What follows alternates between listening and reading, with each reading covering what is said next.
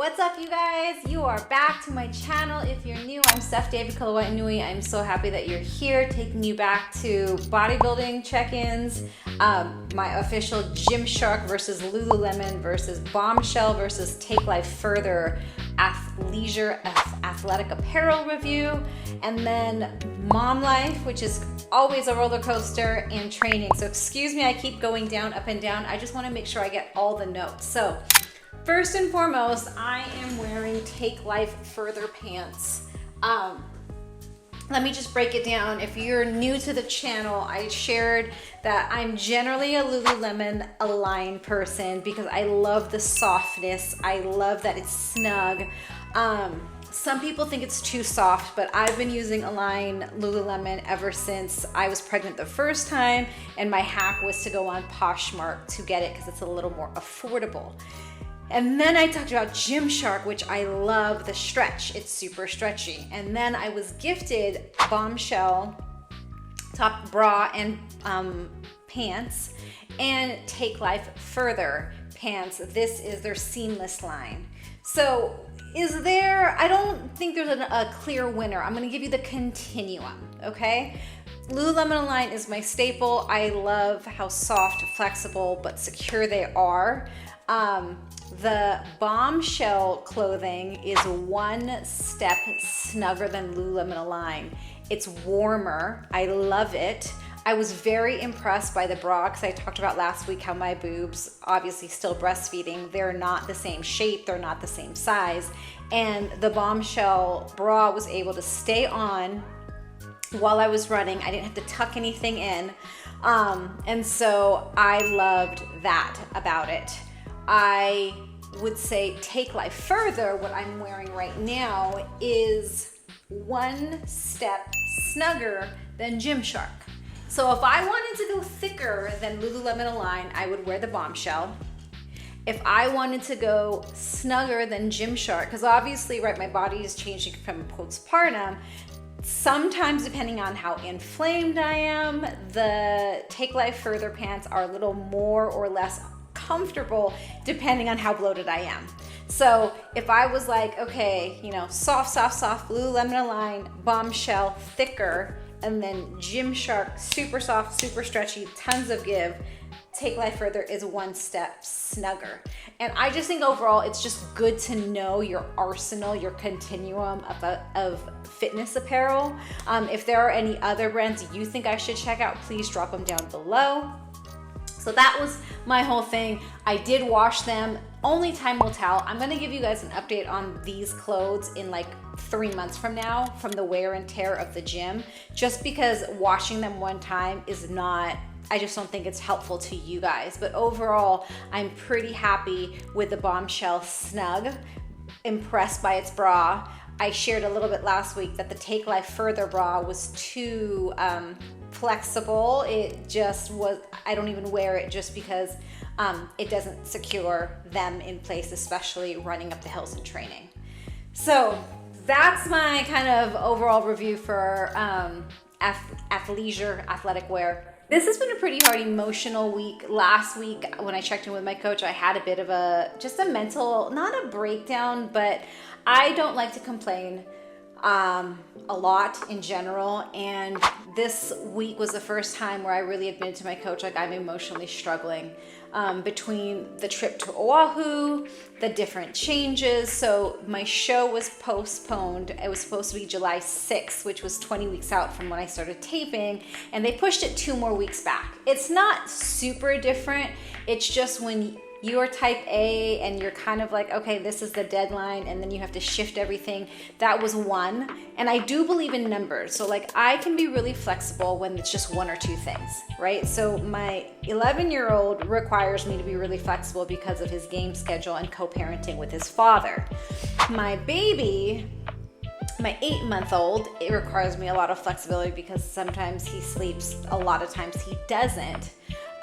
So that's that. So then you have the show, which is like, really already nervous about competing the first year without, postpartum, but just the kind of like, okay, like detach constantly. That's like my overarching theme for like, if I want to be successful, I have to detach. I have to give it my own, detach. So that was a lot. And then my coach pointed out, you know, between postpartum, like postponed depression or hormones or breastfeeding, I sometimes tend to forget that hormones, they're not real, but the hormonal fluctuation, I forget how intense it could be. I forgot what it's like to cry and be angry and happy. I think because as moms, I feel so pressured to keep everything together. I decided to take you with me. I am going to take the baby to the babysitter. Monday is when I get feedback from my coach. We had a really good check-in. The courage of today was really talking to her about cravings and trigger foods. And no one's exempt. Like, I know what I need to be doing. And I'm not looking for excuses. I think sometimes we just, as women in general, we don't like to talk about things that we can't control or are really bothering us. And so it's really nice to just have another coach to talk to about triggers and cravings and the different options of what to do, like really practical advice on what to do.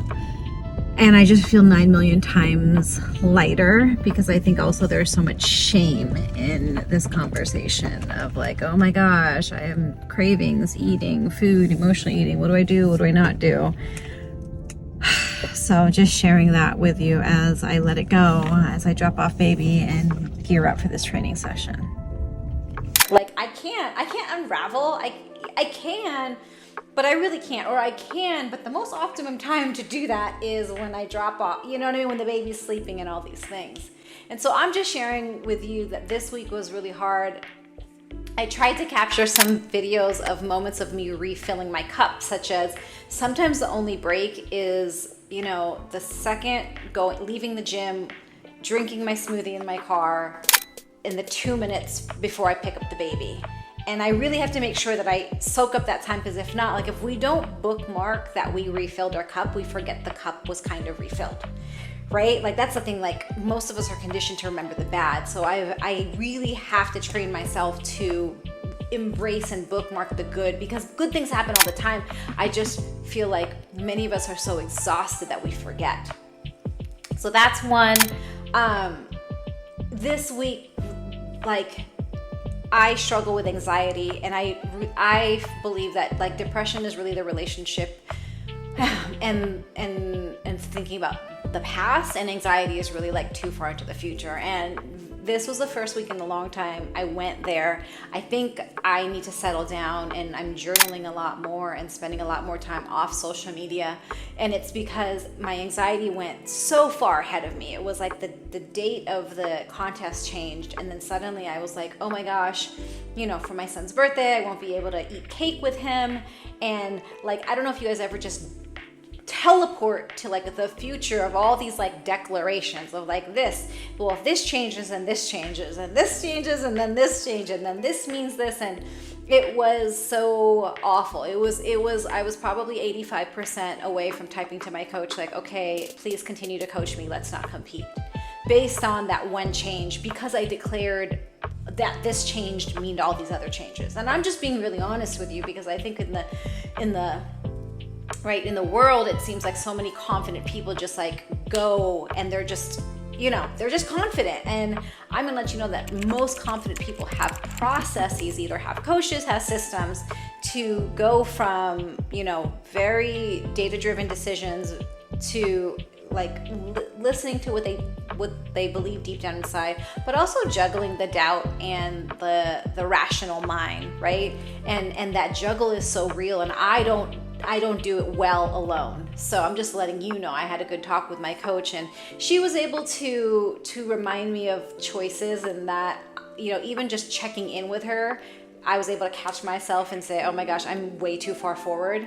But on a scale of 1 to 10 in terms of stability of mindset and confidence in decisions, I'm generally over 7.5. I'm generally very thoughtful.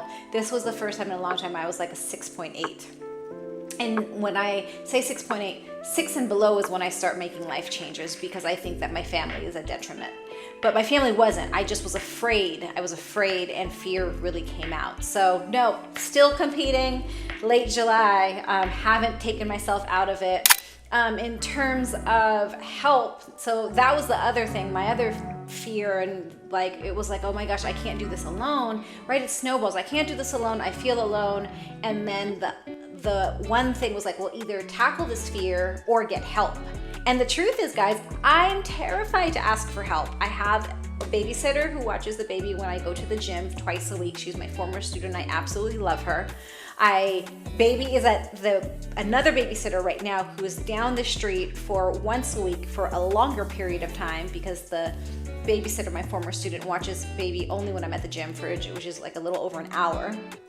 This one is so I can actually get work done and film, but that's so scary. Like the guilt, the mom guilt is so profound. It drives and fuels us. Like we do and we don't do so many things because of guilt. But when I met her, the baby like naturally went to her. Her house is completely equipped to entertain and have a baby with like, I don't know. I constantly have to remind myself that the things that I don't want to do, there's somebody in the world who really wants to do it. And I know that that's true, but to trust and feel that, to trust that people will do for you what you will do for them. Like I love talking to people about food. I love going to the grocery store with someone. I love looking at someone's meal prep, even if they're tired of that food. And I know that that's my gift, but it is still scary for me to accept other people who have gifts for the things that I am unable to do or I can't do to the best of my ability. Like be a bodybuilder, be a great mom for Mana, be a great mom for the baby, have a 9-to-5, all of it. So, I think it's important to assess and audit our conflicting priorities and our conflicting fears and the fears that we choose so that we can avoid the other fear, just being honest.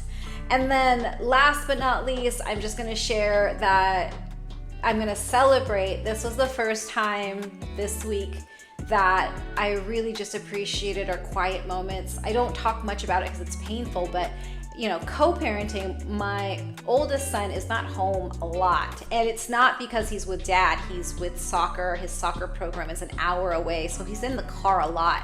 When he's not with soccer, then I split his very little time at home with his father. And so, I miss my son. These are the few times this week where I was really like intentionally present, phone off, watching TV with him. My husband was able to get 2 quads for our ranch, and I kid you not, this is the first time my husband and I have had some fun together. It wasn't even far. We went 5 miles per hour with the baby and my son. And I know as a health coach how important it is to have fun.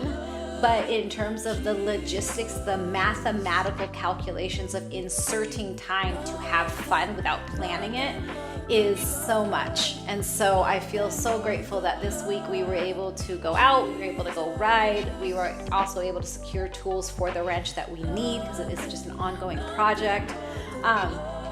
And overall, I am pushing along. So round 2, I am 20 weeks out from today. I am the kind of competitor that I'm not going to tell you how much I weigh. I'm 4'11". Let me just say I'm 4'11", and I am in the weight where, and I'm going to tell you that because I'm saying my weight, and then people have all these things, but it's no, body mass is everything, how much muscle, water, all of that. But I'm within my weight where if I lose 2 to 3 pounds, and if you're under 5 feet, you totally understand this. If I lose 2 to 3 pounds, I look 1 to 2 inches taller. I look a little more defined. I am quite proud that at 8 months, my abs are visible a little bit. I can feel them, and not just visible, but functional, absolutely functional. I was doing core exercises once to twice a week, modified planks throughout my entire pregnancy. And so I am quite grateful that, that mindset of explore my body. Don't get discouraged. It's not about what I look, it's about what I can do. These are the mantras that I have told myself forever. And it's funny, the more aesthetic I compete, the more I get into how I look for bodybuilding, the less I worry about that because I have a coach for that, the more I really focus on what I can do. And so, you know, my cardio training is up, although my food it's really, really important that I actually hit my meals, because I'm starting to feel that fatigue because I'm breastfeeding. My supplements are very little: prenatal vitamins, omega-3s, magnesium for soreness. And I'm hopeful that I'm going to connect to more women. I would love for you to drop down below what would be helpful. Do you want to see what I'm eating? Do you want to hear the options? I mean, that's the other thing, is that I eat generally the same thing over and over again, even though I have a variety of options. I love the idea of options, but I generally stick to my go-to. So that's all I have for now. Please drop any message down below of what you would like to see next week. But thank you for watching, and I'll see you soon.